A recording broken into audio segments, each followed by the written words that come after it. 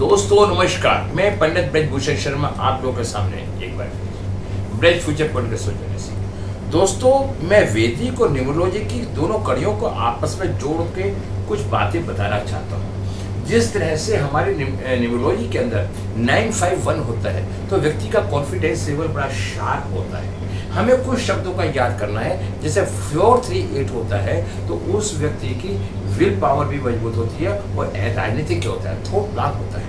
अगर 276 होता है तो वो कर्मठ होता है, कर्मशील होता है। 816 होता है तो प्रैक्टिकल होता है। इसी तरह से मैं आपको वैदिक के बारे में कुछ बताना चाहता हूँ। दोस्तों, वैदिक ज्योतिष एक बहुत ही बड़ी विधि है। इस ज्योतिष की जनक भी वैदिक है। धन भाव से संबंधित मैं आपको बताना चाहता हूँ। वैदिक ज्योतिष में 12 भाव होते हैं, उसके अंदर पूरा ब्रह्मांड समाया होता है। दूसरे भाव में चंद्रमा होता है तो जातक अपनी माँ का लाडला होता है, माँ को धन लाभ प्रदान करता है, धन को बहुत लाभ देता है और उसके जन्म के बाद उसकी माता को बहुत शांति और आनंद की प्राप्ति होती है और उसे धन बहुत मिलता है और उस पर धन की कमी नहीं रहती अगर दूसरे भाव में चंद्रमा है तो।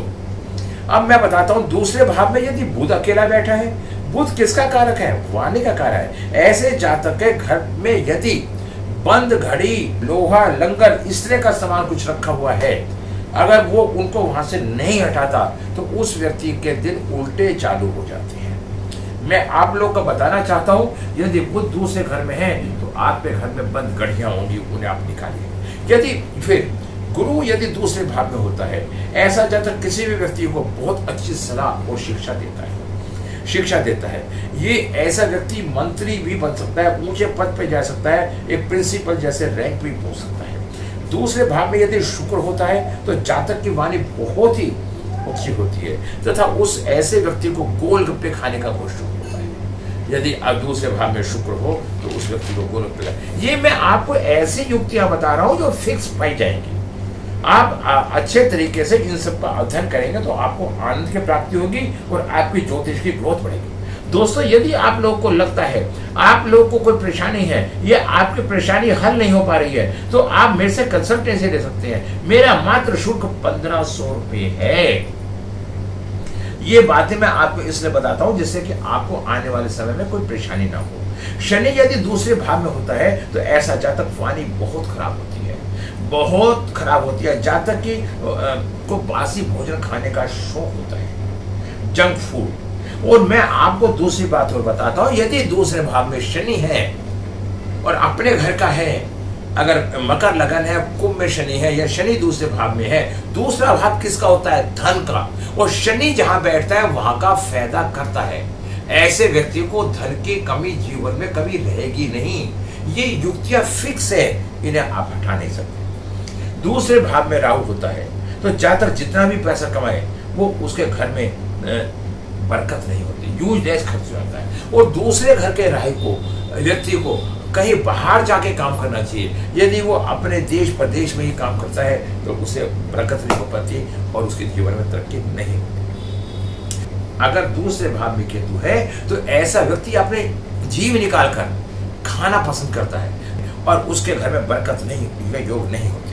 दूसरे भाव में केतु है तो ऐसा व्यक्ति जीव बाहर निकाल कर करता है, बातों को फेंक कर बात करना पसंद करता है, बड़ी ऊंची ऊंची लंबी लंबी बातें फेंकेगा, मैं ये कर दूंगा वो कर दूंगा, जबकि उसके बस की कुछ नहीं होता।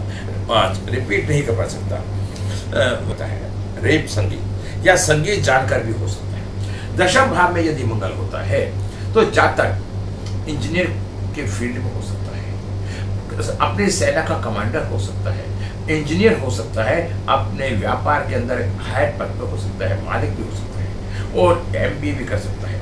दशम भाव में यदि बृहस्पति होता है तो जातक शिक्षक होता है अथवा MBA HR से क्या होता है या सलाह देने का कार्य करना होता है। दशम भाव में यदि चंद्रमा होता है तो मार्केटिंग के क्षेत्र में होता है अथवा घूमने फिरने के क्षेत्र में भी होता है। Ex driver, marketing, sales, purchase, tour, travel आदि का कार्य वो करता है। दशम भाव में यदि शनि होता है तो जातक रिटायर होने तक ही रूटीन में वर्क करता है।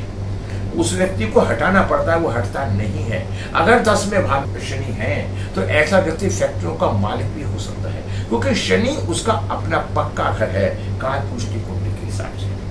10वें भाव में यदि राहु होता है तो नेतागिरी, पॉलिटिक्स में बहुत ही फेयर करता है, यह बहुत ज्यादा लाभ लेता है। ऐसा व्यक्ति अपने बोझ से परेशान रहता है, हमेशा ध्यान रखो। अब मैं बताना चाहता हूँ 10वें भाव में यदि केतु होता है तो ऐसे जातकों को जीवन में कभी भी कामयाबी नहीं मिलती और जन्म स्थान से दूर कामयाबी मिलती है, लेकिन सूक्ष्म विश्लेषण के माहिर होते हैं।